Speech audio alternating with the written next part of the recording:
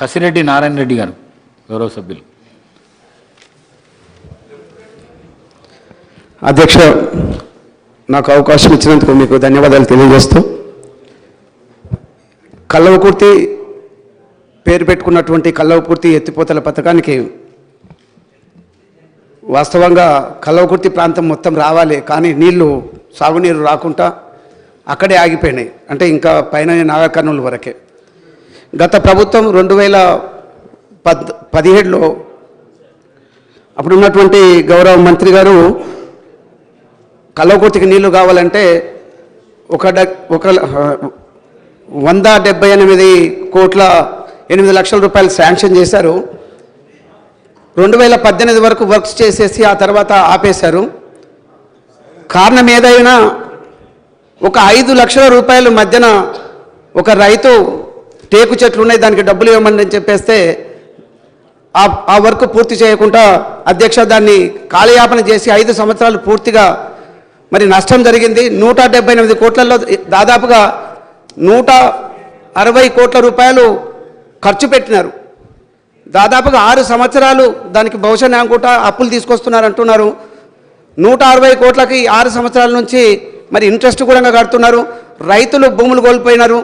రైతులకు మాత్రం ఇప్పటివరకు డబ్బులు ఇవ్వలేదు. గతంలో ఆర్థిక మంత్రి మరి అంతకు మొదలేమో ఇరిగేషన్ శాఖ మంత్రి ఉండి అదే మంత్రి గారిని మళ్ళీ ఆర్థిక శాఖ కూడా ఉండే అప్పుడు అడిగితే 5 కోట్లు 10 కోట్లు ఒక్కొక్క గ్రామానికి ఇచ్చుకుంటూ వచ్చినారు. ఇప్పటికి కూడా ఇంకా 40 కోట్ల రూపాయలు ఇంకా డ్యూ ఉంది. అధ్యక్ష, మీ ద్వారా ప్రస్తుత ఆర్థిక శాఖ మంత్రికి అదేవిధంగా ఇరిగేషన్ శాఖ మంత్రికి నేను కోరుతా ఉన్నాను, మరి ఆ 40 కోట్ల రూపాయలు ఇస్తే వాళ్ళ గోస ఏంటంటే రైతు బంధు వస్తలేదు, కాలువ దవ్వారు, పంటలు పండించుకోవడానికి అవకాశం లేదు, నీళ్లు రాలేదు, ఆ భూమికి ఇచ్చేటువంటి అంటే భరోసా కింద వచ్చేటువంటి డబ్బులు రావట్లేదు, వాళ్ళు నష్టపోయినారు. కాబట్టి ఇప్పుడు ఈ ప్రభుత్వం మరి దీని మీద అంటే ఖచ్చితంగా చేయాల్సినటువంటి పని. అక్కడ ఎవరు నాయకులు పోయినా కూడా మాకు డబ్బులు ఇచ్చి కానీ మా ఊర్లలో తిరగండి అని చెప్పేసి చెప్తున్నటువంటి పరిస్థితి.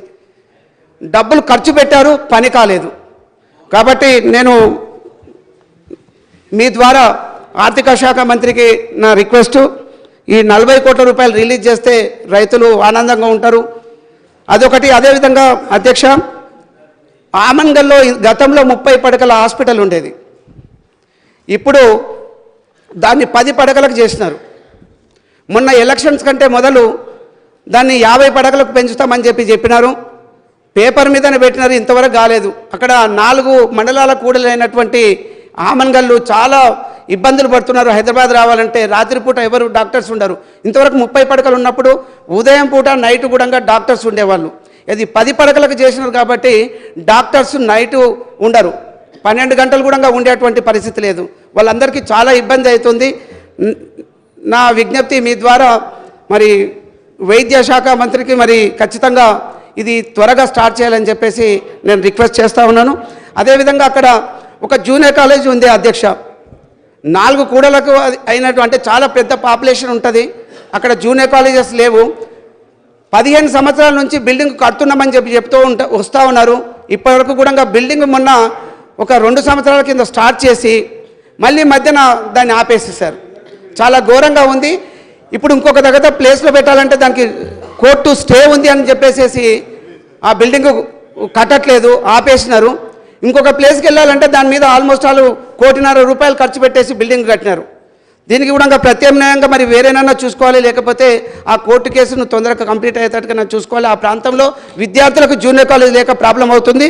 గతంలో అదేవిధంగా పెద్ద నాయకులు వచ్చేసి అక్కడ డిగ్రీ కాలేజు, పాలిటెక్నిక్ కాలేజు, తర్వాత అదేవిధంగా ఎడ్యుకేషన్ హబ్గా తయారు చేస్తామని చెప్పినారు. ఇప్పటివరకు కూడా ఏం చేయలేదు, చాలా అవస్థలు పడుతుండ్రు. ప్రతి దానికి కూడా హైదరాబాద్ రావాలి, లేకపోతే మహబూబ్నగర్ వెళ్ళాల్సినటువంటి పరిస్థితి ఉంది. కాబట్టి మీ ద్వారా వైద్య శాఖ మరి ఇప్పుడు గౌరవ ముఖ్యమంత్రి గారి దగ్గరనే ఉంది కాబట్టి ఖచ్చితంగా దీన్ని కంప్లీట్ చేయాలని మీ ద్వారా వారికి విజ్ఞప్తి చేస్తున్నాను అధ్యక్ష. అంతకంటే ముఖ్యమైనది నేను రిక్వెస్ట్ చేసినది, రైతులకు మాత్రము ఆ 40 కోట్ల రూపాయలు రిలీజ్ చేస్తే వాళ్ళు హ్యాపీగా ఉంటారు. 6 సంవత్సరాల నుంచి గవర్నమెంట్కు నష్టం వస్తుంది, రైతులకు కూడా నష్టం వస్తుంది.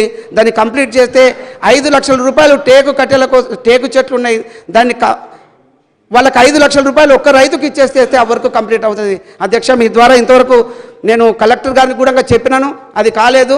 మరి ఇంకా ఇక్కడ అసెంబ్లీలో కూడా మాట్లాడాల్సినటువంటి పరిస్థితి వచ్చింది కాబట్టి మీ ద్వారా మరి విజ్ఞప్తి చేస్తూ నాకు ఇచ్చిన అవకాశానికి మీకు ధన్యవాదాలు తెలియజేస్తున్నాను అధ్యక్ష. సార్, గౌరవ సభ్యులు నారాయణ రెడ్డి గారు చెప్పిన విషయం నోట్ చేసుకున్నాను అధ్యక్ష. అందులో ముఖ్యమైనది 30 బెడ్ హాస్పిటల్ని 10 బెడ్గా మార్చిందని చెప్పాను. జూనియర్ కాలేజ్ విషయం చెప్పాను. తప్పకుండా సంబంధిత మంత్రి గారికి శాఖ పంపించి వెంటనే ఆ కాలేజ్ నిర్మాణం కూడా మొదలయ్యే విధంగా చర్యలు తీసుకుంటాం. సభ్యులకు మరొక్కసారి విజ్ఞప్తి, అందరికీ నియోజకవర్గానికి